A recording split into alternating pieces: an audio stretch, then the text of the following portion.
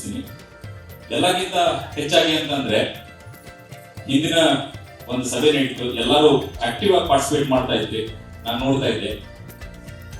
ನನ್ನ ವಾರ್ಷಿಕ ಭಾಷಣ ಕೂಡ ಓದಿದ್ರು, ಅದರಲ್ಲಿ ಶುದ್ಧ ಕನ್ನಡದಲ್ಲಿ ಮಾತಾಡಿದ್ರು, ಹುಬ್ಬಳ್ಳಿ ಅಂತ ಕೂಡ ಹೇಳಿದ್ರು. ಹಾಗಾಗಿ ನಮ್ದು ಕನ್ನಡ ಬರಲ್ಲ ಅಂತೆಲ್ಲ, ಕನ್ನಡ ಬರುತ್ತೆ, ಬಟ್ ಹುಬ್ಳಿ ಕನ್ನಡ ಒಂದ್ ಸ್ವಲ್ಪ ಹೊರಟೆ ಕನ್ನಡ. ಅದರಲ್ಲೂ ಪಾಕಿಸ್ತಾನ ಬಗ್ಗೆ ಮಾತಾಡಬೇಕು ಅಂತಂದ್ರೆ ಎಂತೆಂತ ಮೂರು ಉಳಿದು ಬಿಡ್ತವೆ ಅಂತಂದ್ರೆ ಕಂಟ್ರೋಲ್ ಮಾಡೋದು ಕಷ್ಟ ಆಗುತ್ತೆ. ಹಂಗಿದ್ದಾಗ ಒಂದ್ ಸ್ವಲ್ಪ ಇಂಗ್ಲಿಷ್ ಶಿಫ್ಟ್ ಆಗ್ಬಿಡ್ತೀನಿ, ತೊಂದರೆನೇ ಬೇಡ ಅಂತಂದ್ರೆ. ಯಾಕಂದ್ರೆ ಹಿರಿಯರೆಲ್ಲ ಬಂದಾಗ ನಾನು ಪಾಕಿಸ್ತಾನ ಬಗ್ಗೆ ಬೈಕೋದು ಕೂತ್ಕೊಂಡ್ಬಿಟ್ರೆ ಅದು ಬೈಯಕ್ ಶುರು ಮಾಡಿದ್ರೆ ಅದೇ ಒಂದ್ ಗಂಟೆ ಬೇಕಾಗುತ್ತೆ. ಅಂದ್ರೆ ನಾವು ಹುಬ್ಳಿಯಲ್ಲಿ ನಾನು ಹುಟ್ಟು ಬೆಳೆದಿದ್ದು, ದಾವಣಗೆರೆಯಲ್ಲಿ ಇಂಜಿನಿಯರಿಂಗ್ ಮಾಡಿದ್ದು. ಅವು ಎರಡು ಎಂತ ಡೆಡ್ಲಿ ಕಾಂಬಿನೇಷನ್ ಅಂತಂದ್ರೆ ಅದು ಹೊರಗೆ ಬರ್ತಾ ಬರ್ತಾ ನಮ್ಗೆ ಬೈಗಡದಲ್ಲಿ ಒಂದು PhD ಕೊಟ್ಟು ಕಳಿಸ್ಬಿಡ್ತಾರೆ. ಓಕೆ, ಆರ್ಮಿದಲ್ಲಿ ಒಂದು ಫೇಮಸ್ ಸೇಯಿಂಗ್ ಇದೆ, you can take a man out of army ಅಂತ. ಅಂದ್ರೆ ಒಬ್ಬ ಸೋಲ್ಜರ್ನ, ಒಬ್ಬ ಮನುಷ್ಯನ ಆರ್ಮಿಯಿಂದ ಹೊರಗಡೆ ಬಿಡುಗಡೆ ಮಾಡಬಹುದು, but not the other way. You can take a man out of the army, but you cannot take an army out of a man. ಹಾಗಾಗಿ ನನ್ನ ಸರ್ವಿಸ್ 6 ತಿಂಗಳು ಇರಬಹುದು. ಜನವರಿಯಲ್ಲಿ ಜಾಯ್ನ್ ಆಗಿದೆ, ಮೇ ಜೂನ್ ಜುಲೈಯಲ್ಲಿ ಕಾರ್ಗಿಲ್, ಜನವರಿ 99 ಜಾಯ್ನ್ ಆಗಿದೆ, ಮೇ ಜೂನ್ ಜುಲೈಯಲ್ಲಿ ಕಾರ್ಗಿಲ್ ಯುದ್ಧ ಆಗುತ್ತೆ, ಅದರಲ್ಲಿ ಪೆಟ್ಟು ಬೀಳುತ್ತೆ, ಅಲ್ಲಿಂದ ನನ್ನನ್ನ ಸೈನ್ಯದಿಂದ ಬಿಡುಗಡೆ ಮಾಡ್ತಾರೆ. ಬಹಳಷ್ಟು ಘಟನೆಗಳಿದ್ದಾವೆ, ಬಟ್ ಸಂಕ್ಷೇಪವಾಗಿ ಮುಂದೆ ನಮ್ಮ ಭಾರತದ ಇತಿಹಾಸದಲ್ಲಿ, ಸ್ವತಂತ್ರ ಭಾರತದ ಇತಿಹಾಸದಲ್ಲಿ ಎಷ್ಟು ಜನಕ್ಕೆ ಪರಮವೀರ ಚಕ್ರ ಸಿಕ್ಕಿದೆ, ಎಷ್ಟು ಜನಕ್ಕೆ ಅದರ ಬಗ್ಗೆ ಅರಿವಿದೆ ಅಂತ ನೀವೇ ಯೋಚನೆ ಮಾಡಬೇಕು.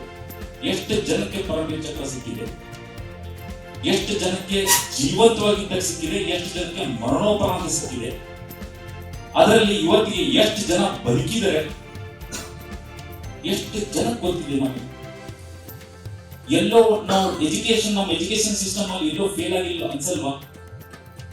ನಾನು ಡಿಸೆಂಬರ್ 98 ಅಲ್ಲಿ ಕಮಿಷನ್ ಆಗಿದ್ದು, ಆರ್ಮಿ ಸೇರ್ಕೊಂಡಿದ್ದು ಡಿಸೆಂಬರ್ 98 ಅಲ್ಲಿ. 25 ವರ್ಷದ ನಂತರ ಮತ್ತೆ ಇಂಡಿಯನ್ ಮಿಲಿಟರಿ ಅಕಾಡೆಮಿಗೆ ನಾವು ಎಲ್ಲರೂ ಬ್ಯಾಚ್ಮೇಟ್ಸ್ ಸೇರ್ಕೊಂಡ್ವಿ. ಸೇರ್ಕೊಂಡಾಗ ದೊಡ್ಡ ಹಾಲ್ ಅಲ್ಲಿ ಪಾರ್ಟಿ ನಡೀತಾ ಇದೆ. ಪಾರ್ಟಿ ನಡೀಬೇಕಾದ್ರೆ ಒಂದು ಟೇಬಲ್ ನ ಖಾಲಿ ಬಿಟ್ಟು for the people who did not return ಅಂತ ಬರೆದ ಆ ಟೇಬಲ್ ನ ಹಂಗೆ ಇಟ್ಟಿದ್ದು. ಯಾಕಂದ್ರೆ ನಮ್ಮ ಜೊತೆಗೆ ಟ್ರೈನಿಂಗ್ ಮಾಡಿದವರು ಯಾರು ಯುದ್ಧದ ಪರಿಸ್ಥಿತಿಯಲ್ಲಿ ತಮ್ಮ ಪ್ರಾಣವನ್ನ ತ್ಯಾಗ ಮಾಡಿ ಅವತ್ತಲ್ಲಿ ಇಲ್ವೋ ಅವರ ಆನರ್ ನಲ್ಲಿ ಆ ಒಂದು ಟೇಬಲ್ ಇರುತ್ತೆ, 4 ಚೇರ್ ಇರುತ್ತೆ, 4 plate, water plate, spoon, fork ಎಲ್ಲ ಇಟ್ಟಿರ್ತೀವಿ, ಬಟ್ ಅಲ್ಲಿ ಯಾರು ಕುಂದಂಗಿಲ್ಲ. ಅದ್ರ ಮೇಲೆ for the soldiers who did not return ಅಂತ ಬರೆದಿದ್ದೀವಿ. Irrespective whether the people recognise or not, the sacrifices will continue to be made ಅನ್ನೋ ಕಾರಣದಿಂದ ಅದನ್ನ ನಾವು ಖಾಲಿ ಬಿಟ್ಟಿದ್ದೀವಿ. Now coming back to the topic which was given, op Sindoor ಬಗ್ಗೆ ನನಗೆ ಟಾಪಿಕ್ ಕೊಟ್ಟಿದ್ರೆ, ನಾನು ಮುಂಚೆ ಸ್ಟಾರ್ಟಿಂಗ್ ಹೇಳಿದೆ, you can take a man out of a soldier, you cannot take soldier out of an army ಅಂತಂದ್ರೆ. ಆಪರೇಷನ್ ಸಿಂಧೂರ್ ನಾನು ಕಾರ್ಗಿಲ್ ಯುದ್ಧದಲ್ಲಿ ಪಾರ್ಟಿಸಿಪೇಟ್ ಮಾಡಿದ್ದೀನಿ. ಕಾರ್ಗಿಲ್ ಯುದ್ಧದಲ್ಲಿ ನಾನು 2 ಬಾರಿ ಪಟ್ಟಿದ್ದೆ, active participation. I have seen Kargil ಯುದ್ಧ ಬಹಳ ಹತ್ತಿರದಿಂದ ನೋಡಿದ್ದೀನಿ. ಆಪರೇಷನ್ ಸಿಂಧೂರ್ ಏನಿದೆ, ಇಟ್ ವಾಸ್ ನೋನ್ ಆಸ್ ಅದ್ಭುತವಾದ ಅಟ್ಯಾಕ್. ಅದ್ರ ಬಗ್ಗೆ 2 ಸಂಶಯ ಬೇಡ ಯಾರಿಗೂ. It was a fantastic effort by the Indian defence forces. They have done a marvellous, they have done a commendable job. Before I go to ಅಂದ್ರೆ op Sindoor ಬಗ್ಗೆ ಮಾತಾಡೋಕ್ಕಿಂತ ಮುಂಚೆ ಒಂದು ಸಣ್ಣ ಬ್ರೀಫ್ ನಾನು I just take through how Indian military academy is, how the Kargil was Ghat, just about 2-3 minutes ಅಲ್ಲಿ. So this is Indian Military Academy. You can see on the extreme left I was there. That was around 25-26 years back. Indian Military Academy first ಹೋಗಿ ಸೇರ್ಕೊಂಡಾಗ. This is the photograph.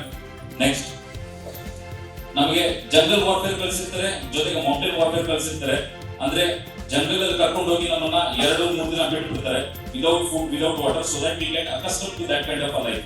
ಅದರ ಒಂದು life ಅನ್ನ ನಾವು ಬದುಕಬೇಕು, ನಮ್ಮ ಮುಂದೆ ಅದರ ಲೈಫ್, ಆ ಯುದ್ಧದ ಪರಿಸ್ಥಿತಿ ಬಂದ್ರೆ ಅದರ ಬದುಕಬೇಕಾಗುತ್ತೆ ಅನ್ನೋ ಕಾರಣದಿಂದ ನಮಗೆ jungle warfare na ಕಲಿಸಿರ್ತಾರೆ. This is something similar to mountain warfare. You can see how tired we are. ಕಾಣಿಸ್ತಾ ಇದೆ ಎಲ್ಲರಿಗೂ? This again shows ಆ ಒಂದು 2-3 ದಿನ ನೀವು ಕ್ಯಾಂಪಿಗೆ ಹೋಗಿ ಬರ್ತೀರಾ, ಮಲಗಕ್ಕೆ 1 ನಿಮಿಷ ಮಲಗಕ್ಕೆ ಸಿಕ್ಕಿರಲ್ಲ, ಊಟ ಇರಲ್ಲ, so this would be the state. And ಇಷ್ಟು ಕಷ್ಟದ ಮಧ್ಯೆ ಕೂಡ you can see some happy faces. ಇದು ಟ್ರೈನಿಂಗ್ ಬಗ್ಗೆ ಹೇಳಬೇಕು ಅಂತಂದ್ರೆ 1 year ಟ್ರೈನಿಂಗ್ ಇಂಡಿಯನ್ ಮಿಲಿಟರಿ ಅಕಾಡೆಮಿಯಲ್ಲಿ 1 ವರ್ಷ ಟ್ರೈನಿಂಗ್ ಆಗುತ್ತೆ. ಟ್ರೈನಿಂಗ್ ಇಷ್ಟು ಆ ವರ್ಡ್ ಭಯಂಕರ ಅಂತಂದ್ರೆ it's not no exaggeration. Training ಹೆಂಗಿರುತ್ತೆ ಅಂದ್ರೆ ಮೊದಲನೇ ದಿನ ಹೋಗ್ತೀರಾ ನೀವು, ಅವಾಗ ನಿಮಗೆ ಪಿಕ್ಚರ್ ತೋರಿಸಲ್ಲ. ಫಸ್ಟ್ ಹೇರ್ ಕಟ್ ಮಾಡ್ತಾರೆ, ಅದಾದ ನಂತರ ನೆಕ್ಸ್ಟ್ ರಿಗರ್ ಆಫ್ ಟ್ರೈನಿಂಗ್ ಶುರು ಆಗುತ್ತೆ. ನಿಮಗೆ ಮೊದಲನೇ ದಿನ 6 ಗಂಟೆ ಮಲಗ ಸಿಗುತ್ತೆ, ಕ್ರಮೇಣವಾಗಿ ಕಡಿಮೆ ಆಗ್ತಾ ಆಗ್ತಾ ಆಗ್ತಾ ಬರುತ್ತೆ. ದಿನಕ್ಕೆ 1 ಗಂಟೆ 2 ಗಂಟೆ ಸಿಕ್ಕರೆ ಬಹಳ ಹೆಚ್ಚು. ಹಾಗಾಗಿ ನಾವು 1 ವರ್ಷ ಟ್ರೈನಿಂಗ್ ಅಲ್ಲಿ ನಾವು 90 ದಿವಸ ಹಿಂದೆನೆ 90 ಡೇಸ್ ಗಿಂತ ಮುಂಚೆನೆ ನಮ್ಮ ಕೌಂಟ್ ಡೌನ್ ಶುರು ಮಾಡ್ಕೊಂತೀವಿ. 90 days to go, 89 days to go, 88 days to go ಅಂತ ಅನೌನ್ಸ್ಮೆಂಟ್ ಆಗ್ತಾ ಇರುತ್ತೆ. ಅಂದ್ರೆ ನಾವು ನಮ್ಮ ಮುಗಿಯಕ್ಕೆ ಕಾಯ್ತಾ ಇರ್ತೀವಿ. But let me tell you, ಹೆಂಗಿರುತ್ತೆ ಪರಿಸ್ಥಿತಿ ಅಂತಂದ್ರೆ ಅಷ್ಟು ಕಷ್ಟಪಟ್ಟಿರ್ತೀವಿ, ಟ್ರೈನಿಂಗ್ ಆಗ್ತಾ ಇರುತ್ತೆ. ಅದೆಲ್ಲ ಮುಗಿತಾ ಬಂದಾಗ ನಮ್ದು ಚಕ್ಗುಡ್ ಬಿಲ್ಡಿಂಗ್ ಅಂತ ಒಂದು ಮೆಜೆಸ್ಟಿಕ್ ಒಂದು ಬಿಲ್ಡಿಂಗ್ ಇದೆ, ಅಲ್ಲಿ ನಾವು ಪರೇಡ್ ಮಾಡ್ತೀವಿ. ಆ ಪರೇಡ್ ಮಾಡಕ್ ಬಂದಾಗ ನಮ್ಮ ಪೇರೆಂಟ್ಸ್ ಕೂಡ ಬಂದಿರ್ತಾರೆ. ಆ ಪರೇಡ್ ಆಗುತ್ತೆ. ಪರೇಡ್ ಮಾಡಬೇಕಾದ್ರೆ ಹೆಲಿಕಾಪ್ಟರ್ ಇಂದ ಹೂನ ಉದಿಸ್ತಾ ಇರ್ತಾರೆ. ಇಟ್ ಈಸ್ ನಾವು ಪರೇಡ್ ಮಾಡ್ತಾ ಸ್ಲೋ ಮಾರ್ಚ್ ಮಾಡ್ತಾ ಚಕ್ಗುಡ್ ಬಿಲ್ಡಿಂಗ್ ಒಳಗೆ ಹೋಗ್ತೀವಿ. 2 ಮೆಟ್ಲ್ ಇದೆ ಅಲ್ಲಿ. ಆ ಮೆಟಲ್ ಅಲ್ಲಿ ಏನಂತ ಬರುತ್ತೆ, ಅಂತಿಮ ಪಬ್ ಅಂತ ಬರುತ್ತೆ, ಅಂದ್ರೆ ಕೊನೆಯ ಸ್ಟೆಪ್ ಅಂತ ಬರುತ್ತೆ. ಅದನ್ನ ದಾಟಿದ್ರೆ ನಮ್ಮ ಕಂಪ್ಲೀಟ್ ಟ್ರೈನಿಂಗ್ ಮುಗಿದಾಗುತ್ತೆ. ಜುಲೈ ತಿಂಗಳಲ್ಲೂ ಕೂಡ ಹಿಮ ಇರುತ್ತಲ್ಲಿ. ಸ್ನೋ ಕ್ಯಾಪ್ಡ್ ಮೌಂಟೇನ್ಸ್ ಅಂತ ಹೇಳ್ತೀವಿ, ಬೆಟ್ಟದ ತುದಿ ಮೇಲೆ ಹಿಮ ಇರುತ್ತೆ. ಆ ಹಿಮ ಅಫ್ಕೋರ್ಸ್ ಅದ್ರ ಮೇಲೆ ಯಾರಿಗೋ ಗುಂಡುಗಳಿರುತ್ತೆ, ಓಡಿರ್ತೀರ, ಗುಂಡು ರಕ್ತ ಚೆಲ್ಲಿರುತ್ತೆ, ಶೆಲ್ಲಿಂಗ್ ಆಗಿ ಫುಲ್ ಕಪ್ಪಾಗಿ ಹೋಗಿರುತ್ತೆ, ಅದ್ರ ಮೇಲೆ ಓಡಾಡಿರ್ತೀರ. ಅಂದ್ರೆ ಫುಲ್ ಮೆಸ್ಸಿ ಗಲೀಜ್ ಇರುತ್ತೆ. ನಾವೇನ್ ಮಾಡ್ತೀವಿ ಅಂದ್ರೆ ಮೇಲಿನ ಭಾಗ ಐಸ್ ಏನಿರ್ತಾರೆ ಎಲ್ಲ ಕಟ್ಟೆ ಇದ್ವಿ, ಕೆಳಗಿನ ಭಾಗ ಏನೊಂದ್ ಸ್ವಲ್ಪ ಫ್ರೆಶ್ ಅನ್ಸಿರ್ತಲ್ಲ ಅದ್ರ ಬಾಯಿಗೆ ಹಾಕೊಂತ ಇದ್ವಿ. ಜಸ್ಟ್ ಗೆಟ್ ಅ ಫೀಲ್, ಹೌದು ನಮ್ಮ ಹೊಟ್ಟೆಯಲ್ಲಿ ಏನು ಹೋಗ್ತದೆ ಒಂದು ಅನಿಸಿಕೆ ಬರಲಿ ಅಂತ ಅಷ್ಟೇ. ಅದ್ರ ರಾ ಐಸ್ ನ ತಿನ್ನಬಾರ್ದು, ಯಾಕಂದ್ರೆ ಗಂಟಲು ಸುಡುತ್ತಾರೆ. ಬಟ್ ಸ್ಟಿಲ್ ನಿಮ್ಗೆ ಏನಾದ್ರು ಒಂದು ಸ್ಟ್ರೆಂತ್, ಮೆಂಟಲ್ ಸ್ಟ್ರೆಂತ್ ಆದ್ರೂ ಬೇಕು, ಏನಾದ್ರು ಹೊಟ್ಟೆಯಲ್ಲಿ ಹೋದಂತ. ಆ ಒಂದು ಪರಿಸ್ಥಿತಿಯಲ್ಲಿ ಯುದ್ಧವನ್ನ ಮಾಡಿದ್ವಿ. 25 ವರ್ಷದ ಆದಂತ ಘಟನೆ ಇರ್ಬೋದು, 25 ವರ್ಷದ ಹಿಂದೆ ಆದಂತ ಘಟನೆ ಇರ್ಬೋದು. ನನಗೆ ಇವತ್ತಿಗೂ ಕೂಡ ಅದ್ರ ಎಸ್ತಿದ್ದು, ಅದ್ರ ಬಂಡೆಗಳಿಗೆ ಬಡ್ದಿದ್ದು, ಉಳ್ಳಿ ಹೆಂಗ್ ಬಂತು, ಹೆಂಗ್ ನಿಂತ್ಕೊಂತು, ಹೆಂಗ್ ಸೌಂಡ್ ಮಾಡ್ತು, ಎಲ್ಲ ಚೆನ್ನಾಗಿ ನಿಂತು. ನಾನು ಇನ್ನೂ ವರ್ಣಿಸಿ ಹೇಳ್ತಾ ಇಲ್ಲ. ಆ ಒಂದು it was in fraction of a second ಅಲ್ಲಿ ನನಗೆ ಅನಿಸ್ತಾ ಇದೆ. It was like everything started flashing in front of my ice. ನನ್ನ ತಂದೆ ತಾಯಿ ಮುಖ, ನಮ್ಮ ಅಕ್ಕ, ನಮ್ಮ ಅಣ್ಣ ಅವ್ರ ಮುಖ ಬಂದಂಗ ಆಗ್ತಾ ಇದೆ. ನಾನು ಅನ್ಕೊಂತಾ ಇದ್ದೀನಿ, ಇನ್ನೇನ್ ಯಾವ್ದೇ ಮಿನಿಟ್ ಅಲ್ಲಿ, ಯಾವ್ದೇ ಸೆಕೆಂಡ್ ಅಲ್ಲಿ ಗ್ರೆನೇಡ್ ಬ್ಲಾಸ್ಟ್ ಆಗುತ್ತೆ, ನವೀನ್ ನಾಗಪ್ಪ ಇರಲ್ಲ. ಇದು ಯಾವಾಗ ನನ್ನ ತಂದೆ ತಾಯಿ ಗೊತ್ತಾಗುತ್ತಲ್ಲ, ಅವ್ರಿಗೆ ದುಃಖ ಆಗೇ ಆಗುತ್ತೆ. ಬಟ್ ನಾನ್ ಹೀಗೆ ಕೂತ್ಕೊಂಡ್ರೆ, ಗ್ರೆನೇಡ್ಸ್ ಇದ್ರೆ ನನ್ನ ಮೇಲಿನ ಭಾಗ ಎಲ್ಲ ಚಿದ್ರಿ ಆದ್ರೆ ಮನೆಗೆ ವಾಪಸ್ ನವೀನ್ ಏನಂತ ಕಳಿಸ್ತಾರೆ? ಎಲ್ಲೋ ಬಿದ್ದಂತ ಒಂದಿಷ್ಟು ಗೆಲುವು ತುಂಡುಗಳನ್ನ, ಒಂದಿಷ್ಟು ಮಾಂಸ ತುಂಡುಗಳನ್ನ ಗೋಣಿಚಿಂದ ಹಾಕಿ ಮನೆ ಕಳಿಸಿದ್ರೆ ನನ್ನ ತಂದೆ ತಾಯಿ ನನ್ಗೆ ಕ್ಷಮಿಸ್ತಾರ? ಕೊನೆ ಪಕ್ಷ ನನ್ನ ಮುಖ ನೋಡುವ ಅವಕಾಶ ಮಾಡ್ಕೊಡಬಾರ್ದ ಅಂತ ದೇವರಲ್ಲಿ ಒಂದೇ ಒಂದು ಪ್ರಾರ್ಥನೆ ಇಟ್ಟೆ, ದೇವರೇ ನಾನ್ ಸಾಯ್ತೀನಿ ಗೊತ್ತು, ಅಟ್ಲೀಸ್ಟ್ ನನ್ನ ತಂದೆ ತಾಯಿಗೆ ನನ್ನ ಮುಖ ನೋಡೋ ಅವಕಾಶ ಮಾಡ್ಕೊಡುವಂತ. ಆ ಬಂಡೆಗಲ್ಲು ಮತ್ತೆ ಆ ಬಂಕರ್ ತುದಿ ಏನಿರ್ತಲ್ಲ, ಒಂದು ಸಣ್ಣ ಗ್ಯಾಪ್ ಇರುತ್ತೆ, ಅದ್ರಲ್ಲಿ ನಾನು ಜಿಗಿತೀನಿ. ಆ ಗ್ಯಾಪ್ ಸಣ್ಣ ಮೇಲಿನ ಭಾಗ ಅಷ್ಟು ಆ ಬಂಡೆಗಳು ಇದ್ದು ಕಾಲು ಹೊರಗೆ ಹೋಗ್ಬೋದು. And the grenade takes off. Doctor ಹೇಳಿದ್ರೆ, Naveen it's a miracle you have survived. ನೀವು earliest possible opportunity, next possible opportunity ಅಂದ್ರೆ ಬೆಳಕಾದ ತಕ್ಷಣ ಹೆಲಿಕಾಪ್ಟರ್ ಅಲ್ಲಿ ನೀವು ಶ್ರೀನಗರಿಗೆ ಕಳಿಸ್ತೀವಿ, ಅದು ಒಂದೇ ನೀನನ್ನು ಬದುಕಿಸ ಸಾಧ್ಯ. ಇಂಜೆಕ್ಷನ್ ಕೊಟ್ಟು ಮಲಗಿಸ್ತಾರೆ ನನ್ನ. ಬೆಟ್ಟದ ಮೇಲೆ ನೀನು ಹೇಳ್ತಿದ್ರೆ ನಂಗೆ ಗೊತ್ತಿಲ್ಲ, ಇಂಜೆಕ್ಷನ್ ಕೊಟ್ಟ ತಕ್ಷಣ ಮಲ್ಕೊಂತೀವಿ. ಬೆಳಗಿನ ಜಾವ ಆಗುತ್ತೆ, ಹೆಲಿಕಾಪ್ಟರ್ ಬಂದು ಕಾಯ್ತಾ ಇದೆ, ಸ್ಟ್ರೆಚರ್ ಎತ್ಕೊಂಡು ಹೋಗಿ ಹೆಲಿಕಾಪ್ಟರ್ ಅಲ್ಲಿ ಮಲಗಿಸ್ತಾರೆ.